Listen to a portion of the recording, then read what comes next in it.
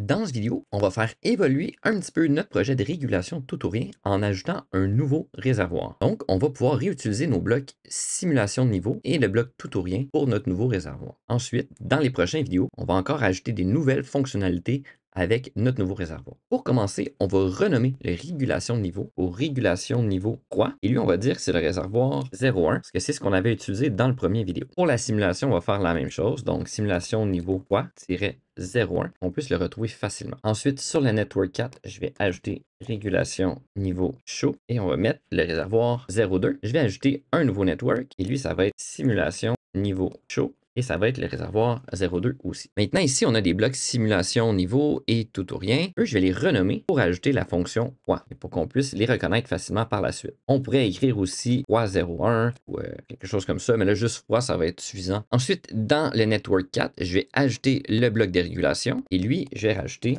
la notion chaud pour qu'on ait des noms différents. Et je vais aller ajouter aussi la simulation de niveau. Et aussi, je vais l'appeler avec le nom chaud. Donc, si j'ai mes deux blocs qui ont été ajoutés, et je pourrais ensuite ajouter les différentes variables correctement. Donc, une fois que mes deux blocs sont ajoutés, je vais aller dans les variables, et puis je vais ajouter les variables que j'ai de besoin pour mon nouveau réservoir. Donc, j'ai de besoin de la level valve, du haut niveau, du bas niveau et du transmetteur de niveau. Donc, je vais ajouter 4 nouvelles variables. Donc, on va avoir le LV02, on va avoir le HL02, le LL02, et puis le LT02. Ici, le LV02, je dois penser à remettre une variable de type booléenne. Et puis, je vais ajouter des valeurs de départ. Je vais les mettre un petit peu différentes, donc 5 et 25, par exemple. Et donc là, ça va faire que la régulation ne sera pas en même temps sur les deux réservoirs, mais on pourrait mettre les mêmes facteurs. Là. Je vais un petit peu de façon arbitraire. Maintenant, je vais retourner dans la main et je vais venir ajouter les variables. Donc ici, je vais juste copier le début. Donc, le variable. Et puis, ici, j'ai besoin de la variable .marche. Le HL, j'ai besoin du HL02. Le LL du LL02. Le LT, naturellement, le LT02. Et puis, la vanne, j'aurai besoin de la LV02. Et maintenant, pour la simulation, encore une fois, j'ai besoin de la vanne 2. Pour les fréquences, je vais mettre exactement la même chose. Donc, le 5 et le 1 Hz. Donc, si je vais aller chercher la fréquence, donc j'ai besoin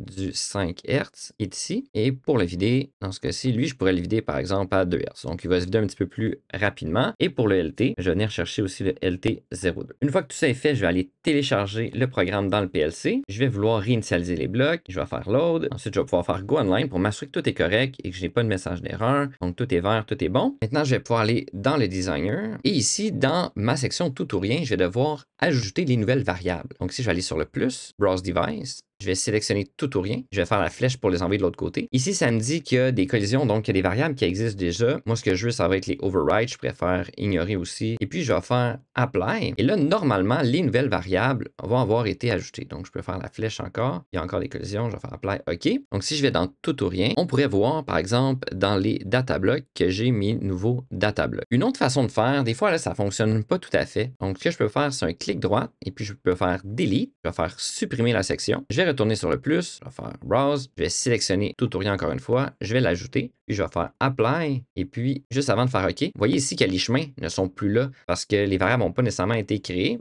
mais là, dès qu'ils ont été ajoutés, ça corrige. Donc là, maintenant, si je vais dans mes blocs, je vois que j'ai bel et bien les bons blocs, et dans mes variables, je vais avoir toutes les bonnes variables. Donc, une fois les nouvelles variables ajoutées, je vais pouvoir, par exemple, agrandir la fenêtre, et je vais pouvoir copier mon premier réservoir et le coller juste à côté. Donc, si je pourrais le déplacer, si je pourrais réajuster ça aussi en le tassant. Maintenant, j'ai mes deux réservoirs. J'ai le réservoir froid et je vais avoir le réservoir chaud. Donc, maintenant, pour les identifier, je vais aller dans les composants. Je vais aller chercher les étiquettes et je vais écrire ici. Il y en a un que je vais appeler chaud, qui va être celui de droit. Et je vais pouvoir modifier sa police un petit peu là, pour qu'il apparaisse un petit peu plus gros. Donc, si je vais aller dans les je vais aller dans les propriétés, je vais aller dans les apparences. Et ici, je vais venir changer la grosseur, puis je peux le mettre en gras, par exemple. Je vais faire OK. Et je vais venir le déposer ici dans le réservoir. Et je vais venir coller de l'autre côté ici. Et je vais le renommer, faisant un double clic. Et je vais le mettre. Voilà. Donc, si je vais pouvoir identifier quel réservoir est le chaud, lequel est le froid. Ensuite, du réservoir chaud, mais là, il est encore lié sur les variables du 0,1. Donc, si je vais vouloir faire la modification. Donc, premièrement, je vais modifier les étiquettes. Donc, on va mettre les 0,2 un petit peu partout. Ensuite, je vais aller dans mes variables globales. Le high level 2, je vais le mettre sur l'étiquette du high level. Ici, on voit que c'est 25 parce que c'est ce que j'avais donné sur TUpperTool. Le low level, lui, va changer pour 5 puisque c'est la bonne valeur. Ensuite, le LT, je vais le glisser déposer sur le réservoir.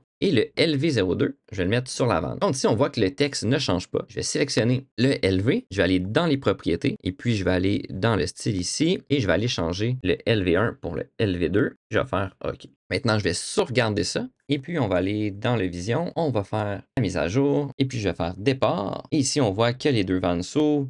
On voit que les hauts niveaux et les bas niveaux sont différents d'un réservoir à l'autre. Donc, on a maintenant nos deux réservoirs qui fonctionnent bien.